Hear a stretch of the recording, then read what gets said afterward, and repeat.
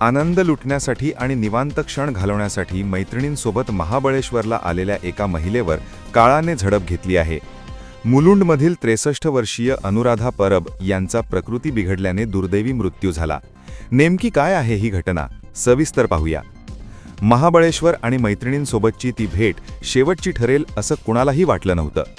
मुंबईतील मुलुंड पूर्व नवघर रोड येथील निलासागर सोसायटीमध्ये राहणाऱ्या अनुराधा दिलीप परब वय 63 या आपल्या 8 मैत्रिणींसोबत 9 फेब्रुवारी रोजी खाजगी वाहनाने महाबळेश्वरला पर्यटनासाठी आल्या होत्या. सर्व मैत्रिणींनी महाबळेश्वरमधील हॉटेल क्लब महिंद्रा येथे मुक्काम ठोकला होता. दिवसभर निसर्गाचा आनंद लुटल्यानंतर दुसऱ्या दिवशी रात्री सर्वजणी परतीच्या प्रवासाची तयारी करत होत्या. आपापल्या बॅग्स भरण्याचे काम सुरू होते. याच दरम्यान रात्री 11:30च्या सुमारास अनुराधा यांना अचानक अस्वस्थ वाटू लागले आणि श्वास घेण्यास त्रास जाणवू लागला.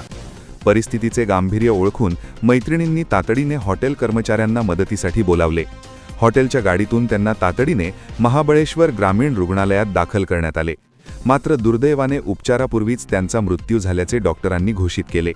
या घटनेची माहिती त्यांची मैत्रीण फिलोनेमा फर्नांडिस यांनी महाबळेश्वर पोलीस ठाण्यात दिली असून पर्यटनाचा आनंद सुरू असतानाच अचानक ओढवलेल्या या प्रसंगामुळे अनुराधा परब यांच्या मैत्रिणींना मोठा धक्का बसला असून हळहळ व्यक्त केली जात आहे.